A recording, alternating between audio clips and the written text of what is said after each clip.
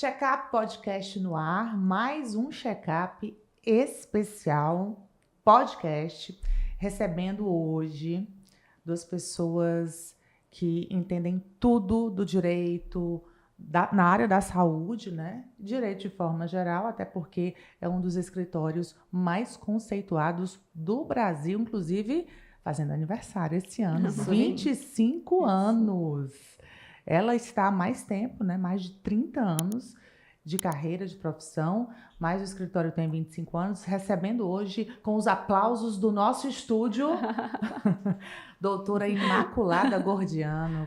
Prazer, querida. Muito obrigada, Natália, por esse momento. Realmente é uma história, 25 anos, um escritório que a gente começou já com a visão de empresa, porque eu trabalhava antes para empresas, e que a gente vê muito a forma como a empresa se sente dentro do mercado, como o empresário se sente, o que efetivamente ele precisa. E a gente começou a navegar nesse mar, a gente conseguiu realmente uma rota bem interessante esse ano, 25 anos, atendendo vários setores da economia.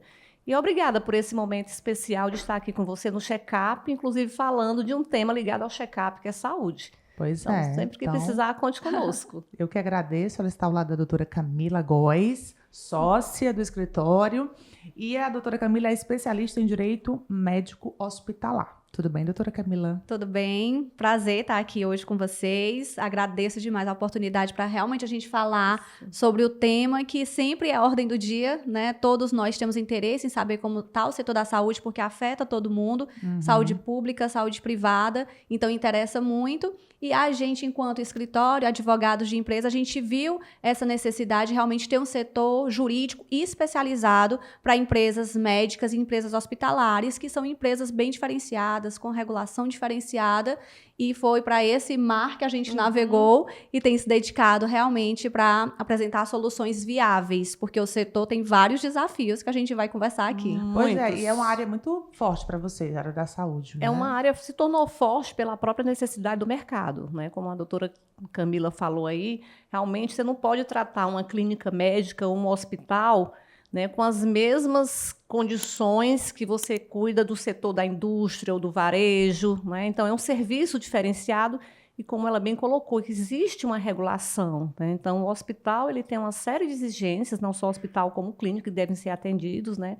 Desde questões voltadas às questões sanitárias, mas a própria regulação junto à Anvisa, regulação junto ao Ministério da Saúde, que é extremamente criterioso, junto, inclusive, à ANS, que é a Agência Nacional de Saúde, porque essa regula a relação dos planos de saúde com o consumidor e, por sua vez, a rede prestadora que vai fazer exatamente esse elo entre o plano ou seguro de saúde e o paciente consumidor. Então, é uma série de exigências e que não dá para você colocar tudo no mesmo patamar e ter o mesmo olhar. Então, por que a gente começou a ter esse olhar diferenciado?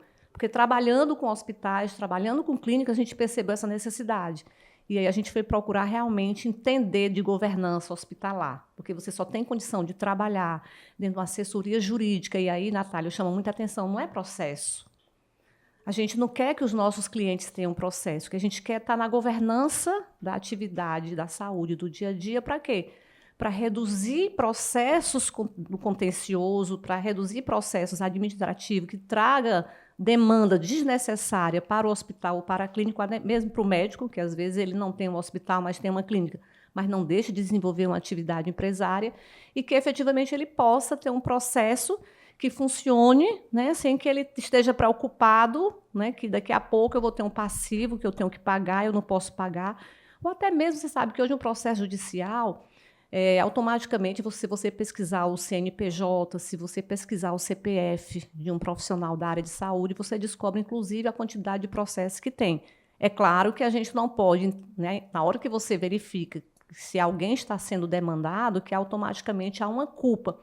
Mas, querendo ou não, isso cria uma descredibilidade, isso cria um receio, né, para o mercado e principalmente para o paciente. Então, hoje, o que a gente quer é segurança no atendimento médico, né? Eu digo muito assim, que o médico ele é salvador das nossas vidas. Basta a gente estar doente, que a gente se fragiliza e a gente quer sentir essa segurança. Então, o nosso trabalho é esse, é criar esse ambiente de governança, da gestão da atividade médica, para que efetivamente ele possa, o médico, ficar lá no seu core, que é o quê? cuidar de pessoas. E como estamos falando de saúde, vocês vão prevenir muitas coisas, né, doutora Exato. Camila? Eu gosto de dizer que assim como o médico ele trabalha no preventivo para promover saúde, né, não apenas quando a gente está doente, a gente também gosta de trabalhar no preventivo para dar essa segurança para ele focar no que ele faz de melhor, que é cuidar das pessoas, salvar as vidas. Então, são mais de 20 clientes que vocês têm nessa área da saúde hoje, né? Hoje, na área da saúde, hospitais, grandes clínicas. a gente trabalha, inclusive, no terceiro setor, né? A gente tem algumas instituições, fundação,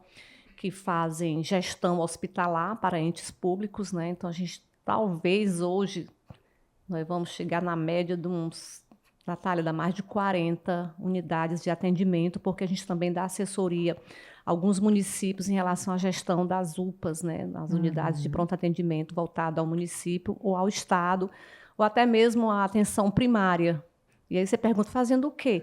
Regulação, a relação do médico com o paciente, porque a maioria, né, das dificuldades que hoje a gestão dos hospitais, de UPAs ou de postos de saúde tem é exatamente da relação do médico com o paciente, muitas vezes por falta de informação do próprio paciente e muitas vezes também pela dificuldade que o médico tem de fazer a gestão daquela unidade e, ao mesmo tempo, desenvolver a sua atividade como médico.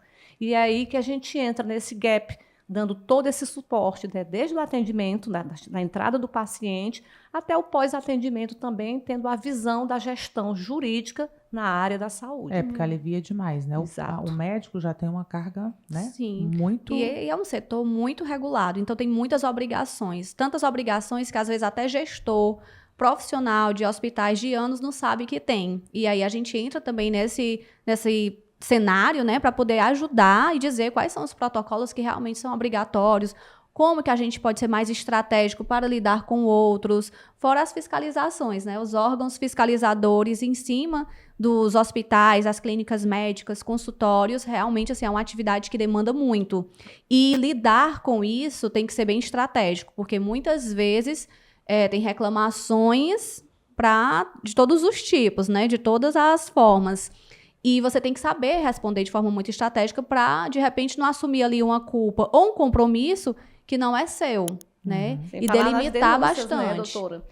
A gente recebe, os hospitais recebem, muitas vezes são denunciados, porque quem denuncia quer resolver o seu problema, né? Nem a questão da má-fé em relação à unidade hospitalar ou à clínica. Então, por exemplo, ontem a gente estava numa reunião e uma enfermeira me perguntou, doutora Imaculada, e quando o idoso, que é um dos casos assim, que a gente tem que ter um olhar muito mais apurado, né? Principalmente agora, final de ano, que muitas vezes os idosos vão para as unidades hospitalares e, infelizmente, em alguns casos, as famílias, né, não querem dar assistência devida que deveria, né, ao idoso da sua família. Então, ela disse, quando o idoso vier para o hospital acompanhado do cuidador, eu disse, olha, gente, o cuidador, ele não tem a responsabilidade civil em relação às decisões que devem ser tomadas em relação ao idoso. Então, o médico de um hospital precisa ter o cuidado de procurar quem é, se esse idoso ele é curatelado, né, ou seja, a justiça definiu alguém da família ou um terceiro para cuidar desse idoso,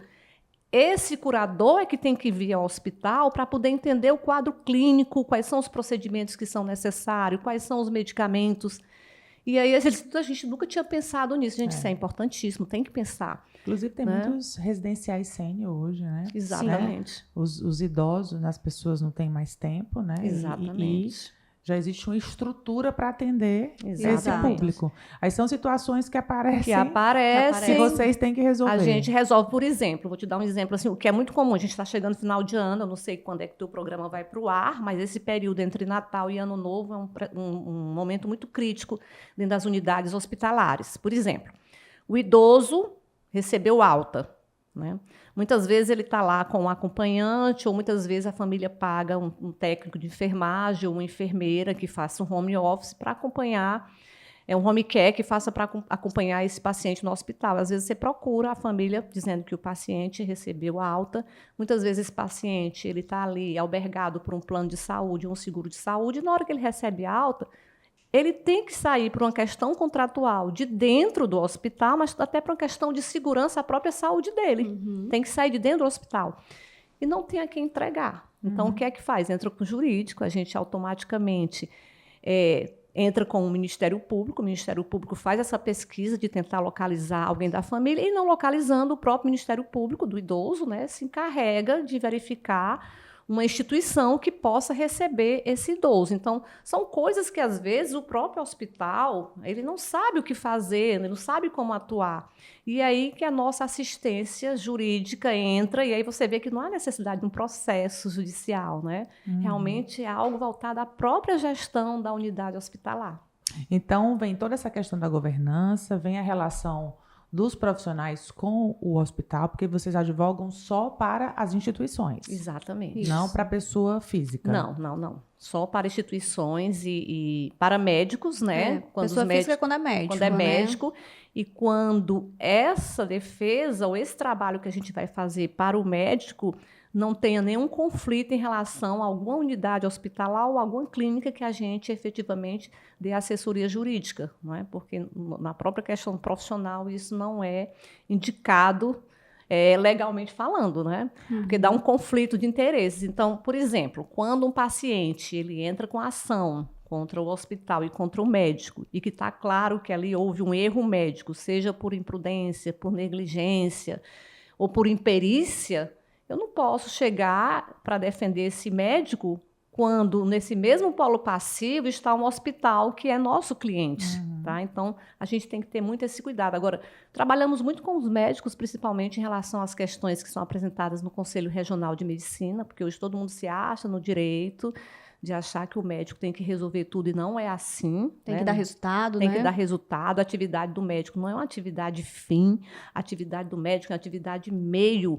E dentro dessa relação médico e paciente, se em determinado paciente algo deu certo, não necessariamente no outro vai ser igual, né? É como uma bula. Tem remédio que tem efeitos colaterais em determinado paciente e outros não. E muitas vezes as pessoas querem cobrar do médico algo que não depende só dele. A expectativa do resultado. É a expectativa do resultado. Muitas então, vezes assim, não obtém o resultado que quer, o tratamento que quer, e acha que teve um erro médico, né? Porque o tratamento não deu certo, que teve um erro médico. Aí denunciam no CRM. CRM, sem falar dos processos, né? Lógico que no processo judicial é ruim, é chato, mas quando o médico comprova que muitas vezes há casos de fatalidade ou até mesmo o próprio organismo, porque as intercorrências acontecem exatamente por isso. Mas a questão do próprio conselho, né? A gente percebe que os médicos eles ficam extremamente incomodados com uma denúncia feita no conselho, porque, querendo ou não, isso é ruim para o profissional, não é? E daí a importância desse amparo de você. E aí esse cuidado é muito importante, porque o trâmite no conselho ele é muito específico, né? O conselho ele começa com o que ele chama de manifestação. Então, para quem não é do mundo jurídico, a manifestação parece muito simples, parece uma mensagem que você pode mandar e dizer, vou só me manifestar. E, na verdade, é um documento de alta seriedade e muita estratégia.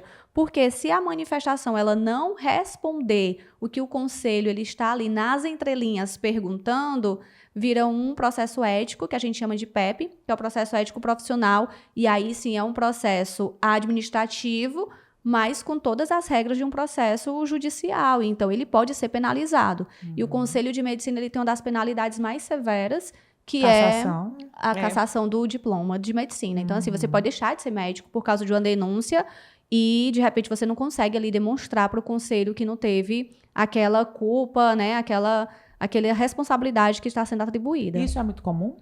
Muito. Esse tipo de processo? É muito comum, porque, assim, foi o que eu comentei antes, né? Geralmente o paciente, ou mesmo a família do paciente, ele acredita que o médico ele tem que curar, ele tem que trazer o resultado que efetivamente todo mundo espera, e não é. Então, uma das coisas que a gente aprende muito dentro do direito e dentro da relação do dano moral é que a atividade do médico é uma atividade de meio, não é atividade de fim. Tá? E se cobra esse fim. Então, muitas vezes se faz denúncias que são, na realidade, desnecessárias. Por exemplo, eu querer, né, cobrar a cassação de um diploma de um médico, porque não é brincadeira, são 6 anos de faculdade, depois uma residência, dependendo da residência, até 5 anos, 3 anos de uma especialidade, mais 2 anos de outra. Então, o médico ele passa praticamente uma vida estudando para uma formação, sem falar que, depois disso, ele continua estudando, porque ele precisa ir se atualizando, como qualquer profissão, mas no médico, mais do que nunca. Eu digo que é uma profissão de muita responsabilidade. Eu tenho uma filha médica que 12 anos que a minha filha estuda. Ano que vem é que efetivamente ela vai começar mesmo a trilhar uma profissão. Ela resolveu ser cirurgiã do aparelho digestório. Então, imagina quantos anos essa moça estuda para efetivamente desenvolver uma atividade. Tudo que ela vai fazer vai dar certo 100%? Gente, a expectativa é que sim, mas, gente, claro que não. Claro que não acontece. Então, muitas vezes, a família ou o próprio paciente faz a denúncia no Conselho Regional de Medicina, que às vezes chega até no Conselho Federal, se tiver recurso, né, querendo muitas vezes caçar o diploma de um médico, que é uma coisa extremamente séria, né? E aí, como a doutora Camila colocou, às vezes o profissional médico ele não tem essa consciência, né? E muitas vezes acontece dele sofrer uma penalidade por algo que não dependia dele. Mas na área estética, cirurgia plástica... Olha, todas as tudo. áreas. E Todas. eu acho importante a gente Todas. adicionar um elemento que a gente tem que considerar na atualidade, que é a nossa era da informação. Então, hoje as pessoas elas têm mais acesso à informação, elas estão sabendo mais sobre como chegar no Conselho de Medicina, sobre como chegar na Agência Nacional da Saúde Suplementar, sobre como chegar no Ministério Público, como ter acesso ao Judiciário. Como processar mais. Exatamente. Então, as pessoas elas sabem por onde buscar esse canal. E elas como cancelar, sabem né, também como pesquisar no Google, que é E a como cancelar expectativa. nas redes sociais. E né? aí, exatamente, o grande temor da gente é essa nova penalidade social, que é o cancelamento, né? Realmente ela existe, ela acontece, ela prejudica. Então, hoje, os profissionais, as empresas, quem é processado, tem, de fato, dois riscos. A questão do risco financeiro, de você perder, ser condenado, e a questão do risco à imagem, a credibilidade por água abaixo por causa de um processo, né, por causa de uma ação que foi feita ali. Então, esses pontos, eles são importantes. Nós temos casos que viraram questões sociais mesmo, são, assim, colocados nas redes sociais, e tem o tribunal da internet.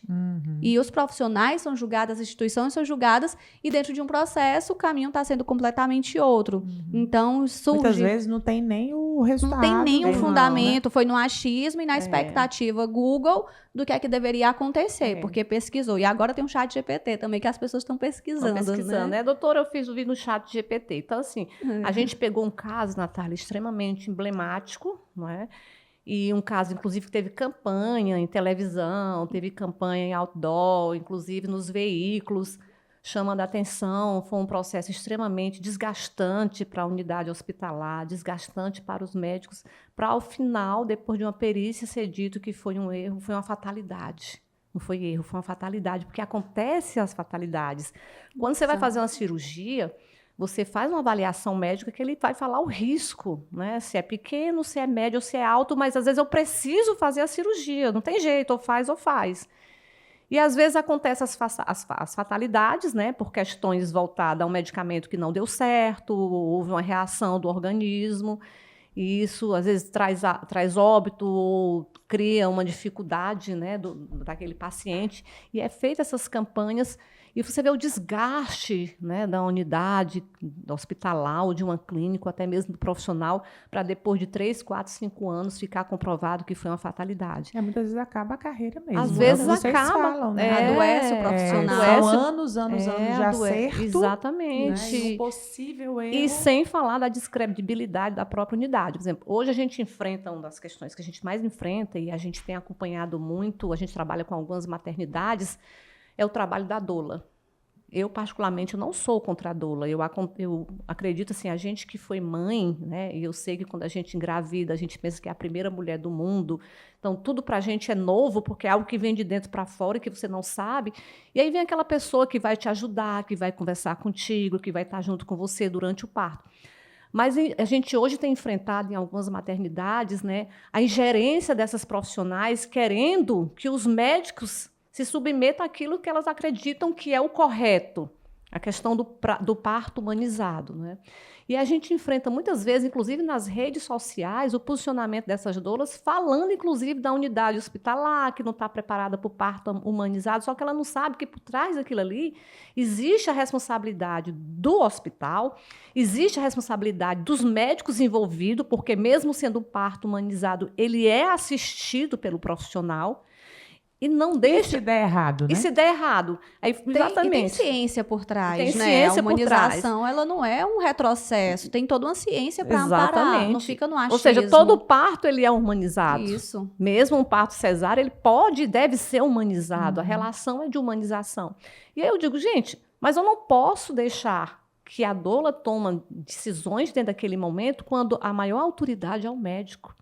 O médico, ele é soberano nesse momento. Ele é que toma a decisão. Porque o que der errado e tiver voltado à atividade do médico, a responsabilidade é dele. E se não for do médico, é da unidade hospitalar, porque lá eu tenho enfermeiros, eu tenho técnicos de enfermagem, eu tenho pessoas que estão ali na assistência do profissional médico. Então, hoje a gente acompanha muito essa questão e essa dificuldade desse relacionamento. Tá? Então, a gente percebe, e aí precisa, né, desse esclarecimento. É importante o papel da doula? Sim, acredito que, inclusive, para a própria mãe ajuda. Agora, o cuidado de saber que, na relação entre médico e paciente, hospital e paciente, a responsabilidade são deles e não da doula. Então, ela precisa claro ter um que limite. Os erros existem, né? Sim, claro. E muitas vezes grosseiros, até porque hoje tem alguns profissionais que podem fazer coisas que antes, né, não era permitido, e Sim. acaba que tem os bons profissionais, como Qualquer em todas profissão. as profissões, Qualquer e tem profissão. os maus profissionais, né? Mas também eu creio que entra o calor da emoção, né? Você perder um ente querido, Exatamente. achar que foi, né? Mas sempre o erro. acontece, né? Como a gente vive nesse ambiente de hospital, sempre quando morre alguém, sempre a família procura o culpado, sabe? Apesar de, quando a gente adoece, a gente vai para o hospital, ou a gente vai para a clínica, ou a gente procura o médico. Mas sempre, né, quando o paciente vem a óbito, a família sempre acredita que houve um culpado. E é aí que a gente entra melhorando os procedimentos, né, de atendimento do hospital, até muitas vezes para mostrar, antes de um processo judicial, que não houve essa responsabilização. E nem a intenção. E nem a intenção. E a doutora Camila faz esse trabalho diretamente nos hospitais, desde a admissão do paciente. Camila, você pode Isso. comentar um pouco sobre isso? Exato. Algo que deu muito resultado, tem dado nessa nova formação, vamos dizer assim, de relacionamento entre pacientes, médicos com os seus clientes, é a questão da mediação extrajudicial. Então, muitas vezes, como a doutora colocou, a doutora Imaculada pontuou, é um momento emocional, é uma carga emocional ali, eu tô atrás de um culpado, eu tenho um remorso por trás, era para eu ter chegado antes e eu não cheguei, era para eu ter comparecido com esse meu familiar, eu não compareci, enfim. Diversas variáveis podem estar acontecendo aí. E a gente entra com o processo de mediação, né, um procedimento de mediação no próprio hospital, de forma protocolada, estudada, analisada, conforme a realidade daquele ambiente. E a gente tem visto muitos resultados positivos. Às vezes as pessoas precisam realmente só ouvir, só ter a oportunidade de falar e de ser ouvida.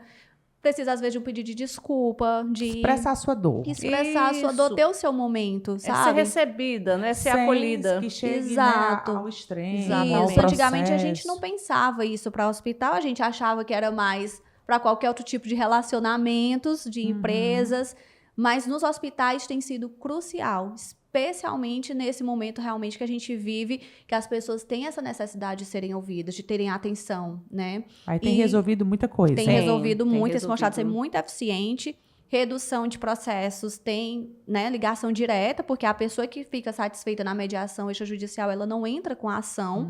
Muitas vezes ela só quer mesmo ouvir do médico que atendeu, que não teve o erro, explicar, entender. E a gente faz, inclusive, apresentações para os leigos, tirar daquela linguagem mais técnica para ir para a pessoa que não tem o conhecimento, claro, do médico, né, nem mesmo do jurídico, para ela entender o que aconteceu, como foi o passo a passo, a cronologia dos fatos. E isso resolve muito. E entender que do outro lado também tem o ser humano, né? Tem, Isso. tem. Que não quer errar, ou que, né, que não Que tem ninguém intenção. trabalhou para aquilo você acontecer. não pode, É. você não pode jogar pedras, sabe? Eu costumo dizer, eu vejo assim, como qualquer profissão, mas tem uma que realmente assim sempre me emociona e sempre eu me coloco no lugar, é o médico. Quando eu digo médico, médica, né? Porque assim, dentro de uma circunstância, o responsável é ele, né? Ele é o líder máximo, ele é o soberano. Ele é quem vai decidir o que fazer, como fazer, em que momento fazer. E se der certo, parabéns para a equipe. Se der errado, a culpa é do médico. Sempre. E nem sempre o médico é culpado. Ele sempre faz o seu melhor. Aliás, ninguém quer ser culpado. Todo mundo faz na intenção de acertar. Existe pessoas...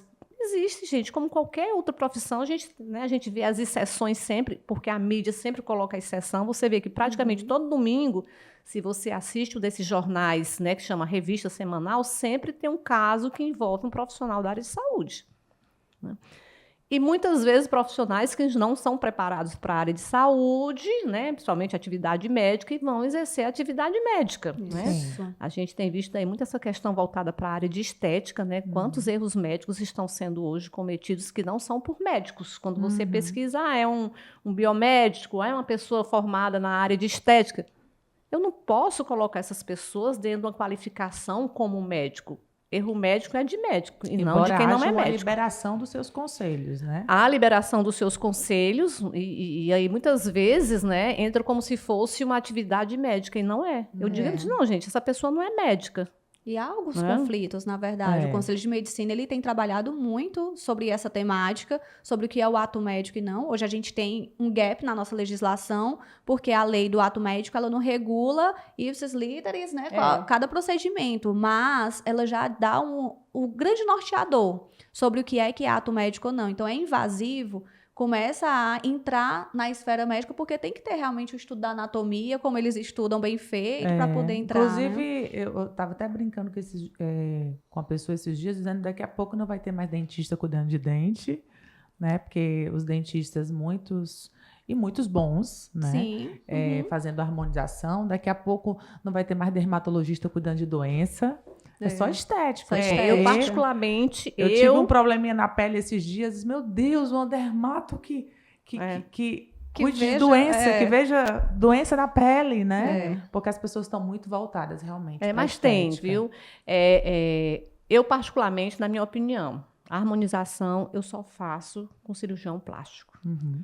Eu sou um profissional do direito que eu digo assim, se você depender de mim, tá? Para eu te tirar da cadeia, você não vai sair da cadeia. Porque eu não sou preparada para isso. Agora, você pode chegar com qualquer questão voltada às relações empresariais, seja na área da saúde, trabalhista, societária, governança, compliance, ou até crimes econômicos, eu resolvo. Agora, violência contra a vida ou contra o patrimônio, eu não tenho essa expertise. Então, eu digo muito, eu sempre entrego, né, o meu rosto, a minha harmonização a quem efetivamente estudou para isso. E aí, muitas vezes, acontece, né, as mazelas que a gente tem acompanhado aí, não só na televisão, mas as mídias, as redes sociais, hoje o Instagram, principalmente, praticamente todos os dias alguém publica alguma coisa, algumas reais e outras, muitas vezes, dentro daquela cultura do cancelamento. Né? Até porque se maximiza muito o erro, né? Sim. Hoje a gente tem dois lados sempre, né? Nunca existe um meio termo. Então, todo mundo, às vezes, já publica e diz assim, qual a sua opinião? Então, assim, as pessoas excitam as outras a se posicionar. Eu não tenho que estar me posicionando sempre. Eu posso opinar ou não posso opinar. E eu costumo dizer, quando eu não concordo, eu não comento, eu não conheço a pessoa. Eu não sei quem é, então por que eu vou comentar? E os médicos, né, tadinhos, a expressão que eu vou usar é muito da minha mãe, como eles sofrem na rede social. Então, eles precisam estar preparados para isso. Inclusive, detalhe importantíssimo, a gente também faz um trabalho voltado em relação às redes sociais dos profissionais. Até porque os médicos estão mais nas redes sociais. Exatamente. No nosso tempo lá de trás, do check-up, 26 anos atrás, não se podia colocar foto de antes e depois. Hoje mudou muito. Para eu conseguir as primeiras entrevistas do check-up era super difícil, né? Porque ninguém queria dar entrevista, aquela coisa. Hoje, os médicos precisam aparecer, querem aparecer, tem uma concorrência e o mundo está nas redes sociais. Até para criar credibilidade, né? E aí vem também os problemas. Vem os problemas aí precisam do apoio jurídico. A gente entra muito para tirar publicações do ar, para a pessoa se retratar. Então, a gente também tem essa área do direito digital, né, trabalhando, né, nesse controle também, porque ela acaba tendo uma interseção praticamente em todas as áreas, de dar esse suporte também voltado às redes sociais, porque ali não é um mundo sem dono.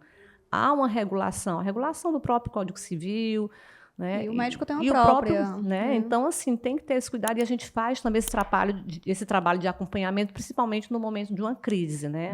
Acontece algo, a gente monta aquele comitê de crise, dá toda assistência de A a Z, incluindo a repercussão dentro das redes sociais. Inclusive para a pessoa se retratar. Se Caso retratar, tenha... ou até mesmo a pessoa não quer tirar, a gente entra na justiça, né? E a gente consegue derrubar a publicação por ordem judicial diretamente lá ou do Google, ou do Facebook, que é responsável pelo Instagram. Hoje, né, infelizmente, o Instagram tem sido uma rede social para o bem, mas também, né, com um perfil muito assim das pessoas utilizarem como forma de prejudicar a credibilidade e a imagem profissional.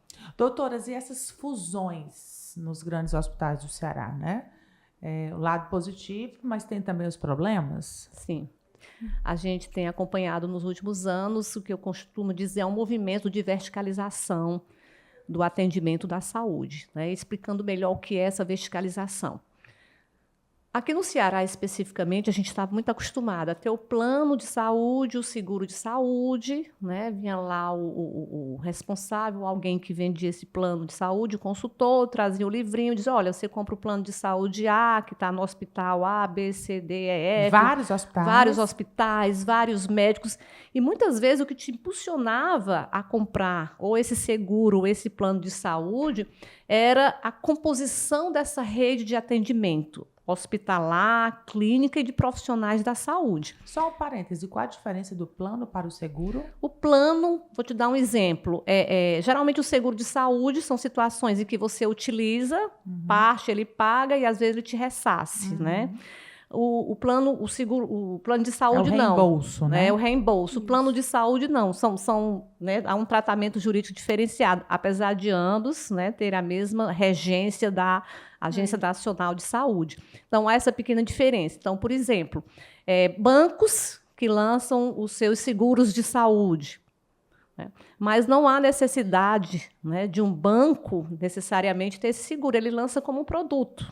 Tá? Então, a gente vê aí vários bancos que tem, por exemplo, eu vou fazer aqui uma propaganda de graça, Bradesco Seguro, não é? Depois o Bradesco te passa uma remuneração. Né? Para você que fez e aí a gente vê aí as Unimedes pelo Brasil todo, né? que inicialmente entraram como plano de saúde. Né? Espero que eu tenha explicado, Camila, esse aspecto.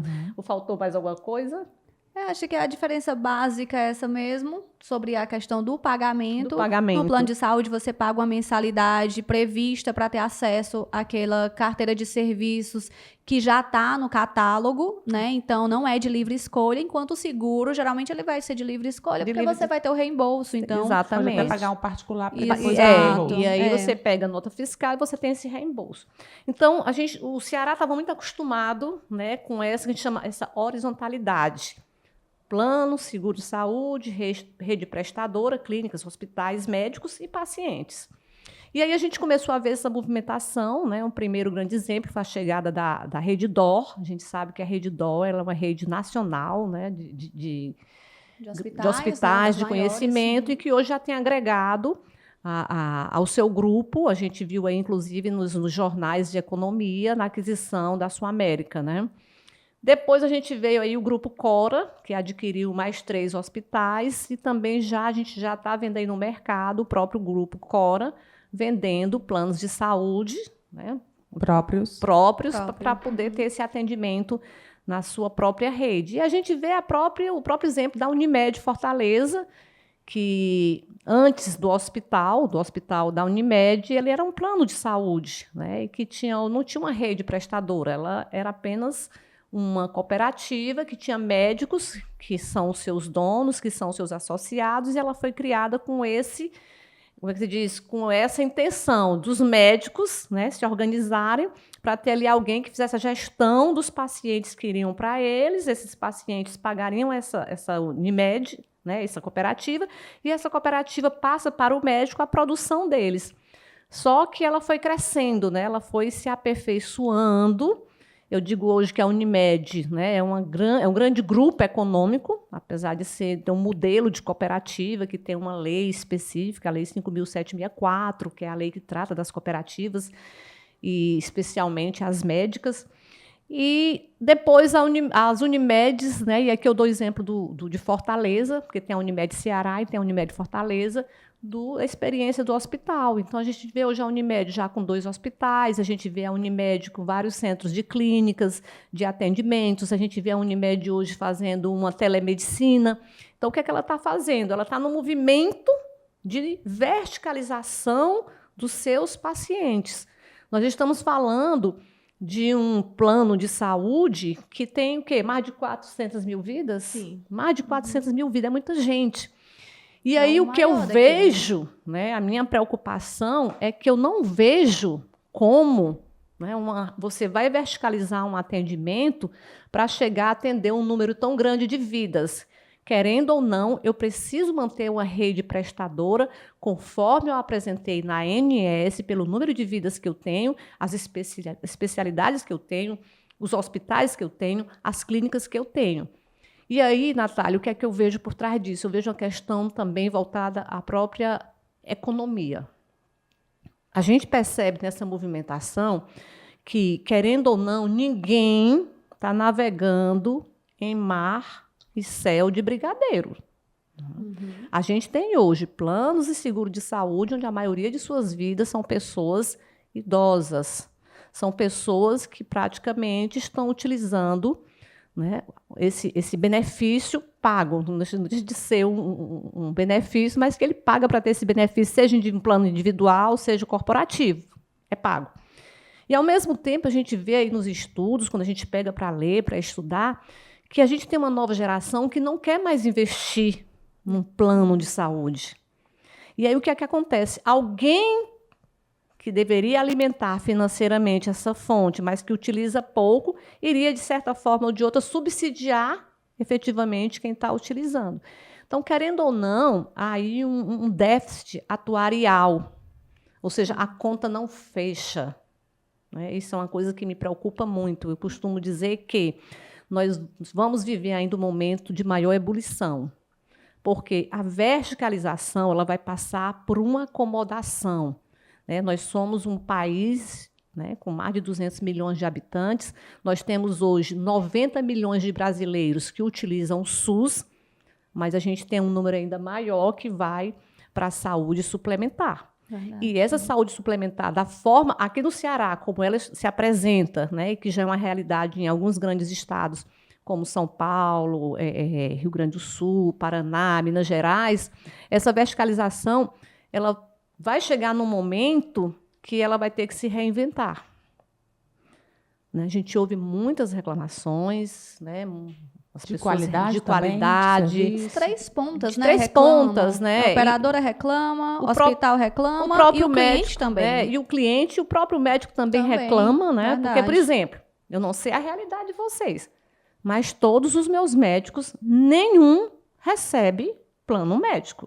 Eu hoje pago consultas entre R$ 700 a R$ 1.200.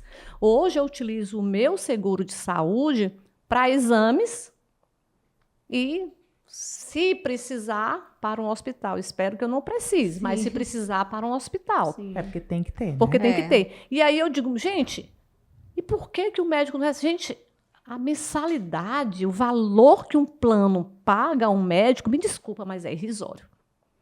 Pela formação dele, pela responsabilidade desse médico, você receber 100, vamos falar caro, 200 bota 200 reais. Dinheiro, gente. E aí o que é que a gente tem percebido no mercado? E esses jovens não estão adquirindo por isso também. A pirâmide inverteu, na verdade. Eu acho que é questão de valor, de prioridade, tá Sim. certo? É uma questão de valor e de prioridade. Por exemplo, eu sou... um novo olhar do que a prioridade. Eu sou uma geração X que eu digo que o meu pé no veterano. Para mim era a história da casa própria, em primeiro lugar. Depois, um plano médico, porque se eu precisar do médico, eu vou ter ali no hospital. Meu Deus do céu, a gente tinha toda essa vida organizadinha. Eles não pensam mais nisso. Tinha um checklist, né? A gente tinha um checklist, eu tenho que ter o meu emprego, eu vou ter que ter um concurso público. Entendeu? Essa pra questão depois casar, né? Estabilidade, né? Então, você vê hoje que eles procuram muito uma qualidade de vida mental, né? Leve, fora da cobrança. Então, assim, ele não imagina que ele pode adoecer, ele dá um jeito na hora. Então, ele vê muito o momento, né? Ou seja, o que eu estou vivendo agora, nesse momento, esse presente. Então, isso é uma questão também de geração. né? E está comprovado que essa geração são poucos, né, que têm realmente investido e colocado em seu planejamento familiar um plano de saúde ou um seguro de saúde. E aí a gente percebe, né, que Esse tá buraco, esse né? buraco, a gente vê essa dificuldade, né? Basta você chegar aí num PA, num pronto atendimento de um hospital, às vezes você vê profissionais muito jovens, né, que terminaram de sair de uma faculdade, estão ali atendendo, porque é os que vão se submeter a situações como essas. Ao salário. Quando as unidades hospitalares, que a maioria trabalha com corpo clínico aberto, que é um profissional, né, com mais qualidade, ela acaba tendo que subsidiar, porque o valor que ele recebe do plano não é suficiente para aquele plantão, e a unidade hospitalar acaba tendo que subsidiar, e aí se vai para um processo de negociação. Então, assim, para o lado que você puxar, tem problema. Se você perguntar, e os planos estão nadando em dinheiro? Não, não estão. Nós tivemos aí uma pós-pandemia e um período de pandemia que a ANS não autorizou a atualização dos valores, né, dos planos de saúde. Foi negativo. Houve uma deflação. Gente, nós estamos falando de milhões de vidas. Nós estamos falando de alguns bilhões que deixaram de entrar dentro dessa retroalimentação e não aconteceu. Então, assim, todo mundo tem dificuldade. Então, assim, a gente está passando por essa dificuldade. No meu sentimento, a gente vai chegar num momento ainda mais difícil. Vamos chegar na UTI? Nós estamos na UTI. Estamos entrando. Já estamos. Nós já estamos na UTI. Tá? É culpa do plano de saúde? Não. É culpa do hospital? Muito menos. É culpa do profissional médico? Não. É o momento, é a situação em que o país, é isso nessa questão só do Brasil, porque a gente acaba estudando outras realidades, né? E viva o Brasil, que é um dos países que tem um plano chamado SUS, porque o pessoal às vezes abre a boca e diz, do SUS. O SUS é um grande plano de saúde, gente. É o maior plano de saúde. Nós estamos falando de orçamento de bilhões. Nós estamos falando de 90 milhões de brasileiros que usam o SUS. Inclusive, a gente sente essa diferença muito grande quando a gente está fora, né? Quando a gente está fora. Tem um probleminha lá nos Estados Unidos, vai lá no na hospital clínica para ver. Nos Estados Unidos, né? você fica sem a casa, você fica sem a roupa do corpo, mas você tem que pagar a tua conta do hospital. Isso. Aqui não existe isso. Tá? Aqui você vai para um SUS, e eu prefiro dizer, a intenção do Ministério da Saúde, os orçamentos que são feitos para o SUS, eles são perfeitos. Agora, como ele chega e a forma que ele chega, é que falta gestão, é que falta governança do ente público para poder utilizar esses valores que chegam definidos. Só para você ter ideia, o Ministério da Saúde ele define valor de SUS para pronto atendimento, ele define valor de SUS para o eletivo.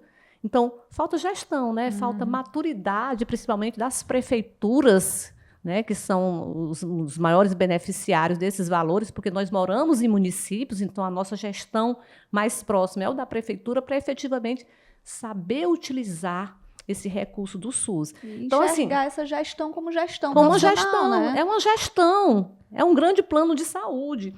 Que pode beneficiar mais pessoas. Mais ainda. Exatamente. Nós temos exemplos, né, de unidades públicas, quando bem geridas profissionalmente e é investido na gestão, os resultados são muito diferentes. Tem realmente uma população muito mais atendida. E alguns municípios têm investido nisso, né, nessa gestão profissional das unidades de saúde. Está fazendo diferença. Está fazendo a diferença. A gente tem acompanhado aí um movimento na região norte aqui do Ceará, onde algumas prefeituras, né, estão entregando a gestão dos seus hospitais a organizações sociais, que são profissionais que conhecem da gestão da saúde, que conhecem da gestão hospitalar e, às vezes, até mesmo da gestão primária, que é o atendimento lá nos postos de saúde. Então, a gente vê, né, a diferença que há uma grande qualidade. A gente vê que o próprio Estado do Ceará, através do ISGH, que é uma das grandes organizações sociais, provavelmente uma das primeiras, né, de qualidade aqui do Ceará, porque o primeiro grande modelo de gestão hospitalar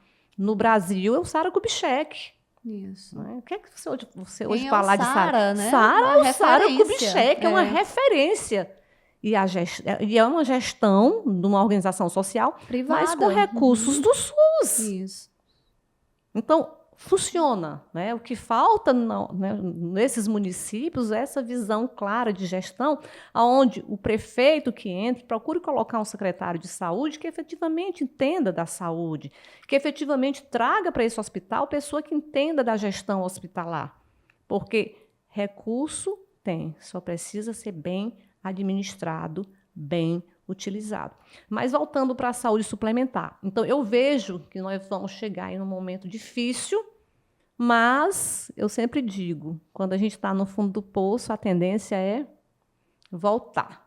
Então, a gente vai chegar num momento de equilíbrio, sim. Como? Não sei ainda. O que eu entendo é que nós vivemos um momento que não dá para verticalizar tudo, querendo ou não. Esses planos de saúde, esse seguro de saúde que estão verticalizando, querendo ou não, eles vão precisar de uma rede prestadora para poder dar esse suporte, porque é impossível você ter hoje um plano com 400 mil vidas e achar que 2 hospitais vão atender. Não atende. Tá? E é muito chato você chegar no hospital, não atendo mais esse plano, né? Não recebemos mais. De fato. É assim, muito ruim. É muito ruim, porque porque você não vai para um hospital para dar uma volta, né? Você vai num dos, talvez, o pior dia da sua vida. Às vezes você acostuma também com aquele hospital. Então você está com a do necessidade ali imediata, né? Então a gente tem que sempre pensar. Por isso que a gente diz que a saúde, o negócio de saúde, ele é muito diferente. Porque você vai no momento de criticidade. Então, todo minuto, toda informação faz toda a diferença no resultado. Exatamente. A gente não pode enfrentar o direito à informação do consumidor na saúde como mais um direito à informação. Ele tem que ser inequívoco. A informação ela tem que ser muito clara. Né? E muito rápida. E rápida. Tá? No momento, efetivamente, que há necessidade dessa informação. E aí tem um ponto interessante, né, que eu trago para dentro dessa discussão, que a gente verifica, né, dentro desse movimento de verticalização, algo bom que veio para nos ajudar, que é a lei que autoriza a portabilidade de um plano de saúde para outro. Eu fui um exemplo de portabilidade. Eu estava num plano de saúde que, de repente, a minha rede de atendimento murchou, a rede prestadora.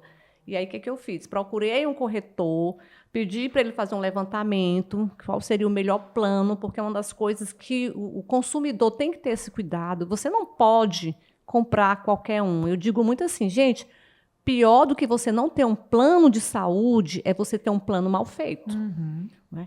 E não atende. E muitas vezes também, né, a gente fala aí da questão do contencioso da área de saúde, do paciente querer um atendimento em determinada unidade hospitalar que não é credenciada ao plano que ele atendeu, ou que o contrato dele não tem cobertura para determinado procedimento e ele quer que é no hospital A e entra na justiça. Muitas vezes, hoje não, hoje a gente já percebe que o judiciário está muito mais amadurecido nessa relação. Com várias especializadas. Está com várias especializadas, inclusive para o tema. Isso foi uma das coisas assim, que eu aplaudi de pé, o Tribunal de Justiça do Estado de Ceará, quando ele especializou as varas. Né? Então, hoje, o juiz ele não faz mais de A a Z.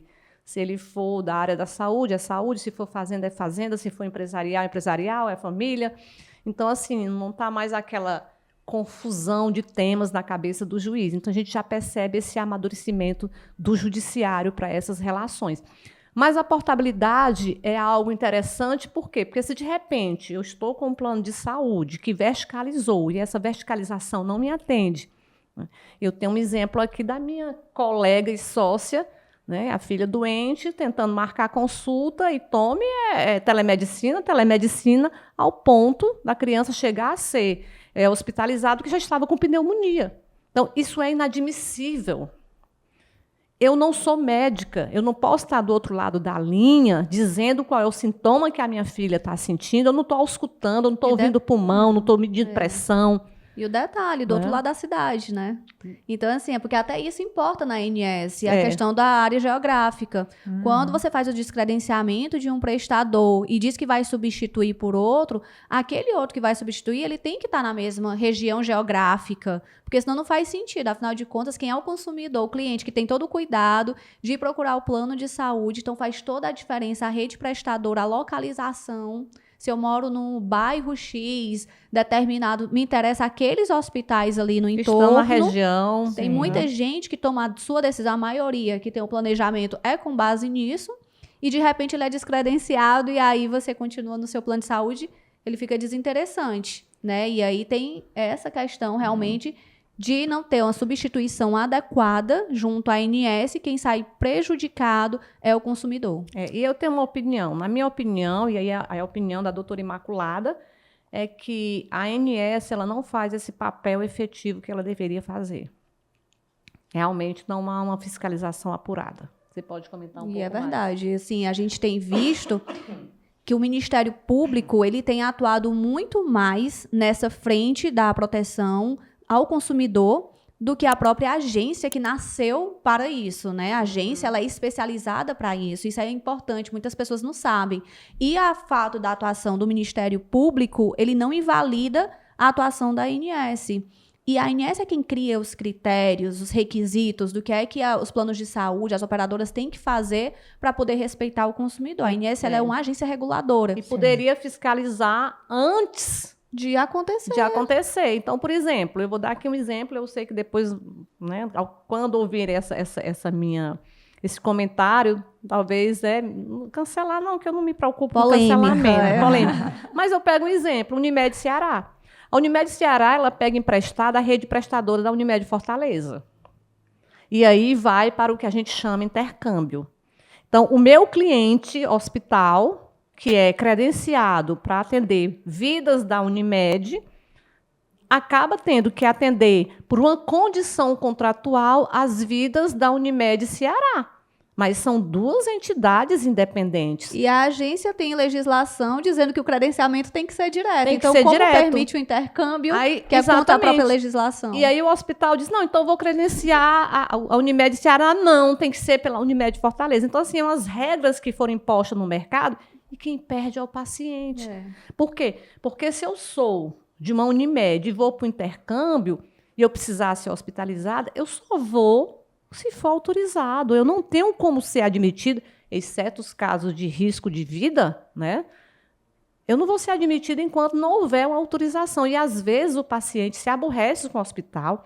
A gente tem problemas seríssimos, Natália, de desacato aos recepcionistas de hospital. A gente já teve casos, inclusive, de agressão física, né? A agonia do paciente, às vezes a falta de respeito com o ser humano, né?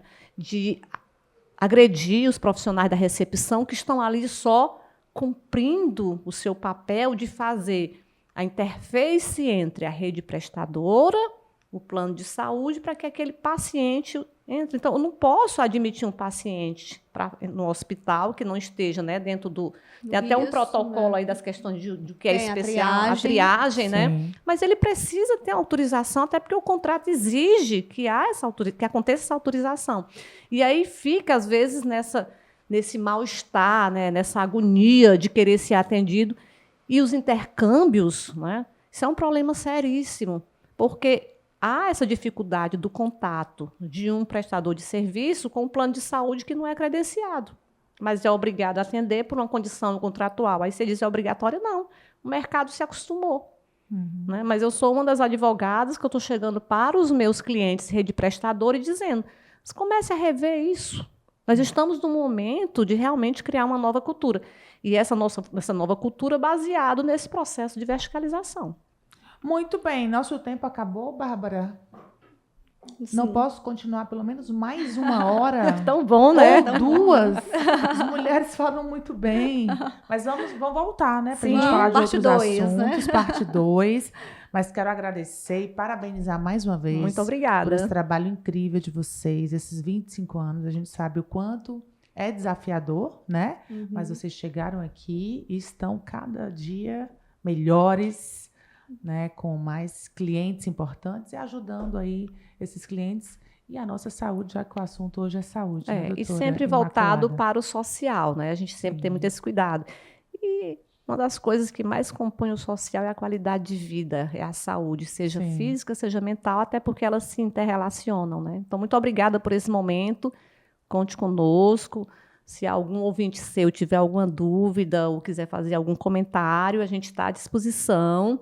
Aqui o que nós falamos é baseado em legislação e em situações reais. E o Instagram está aqui, podemos deixar o Instagram, né? Pode, Podemos, sim. Escritório, Isso. não é contra a lei. De Não. jeito nenhum. Não.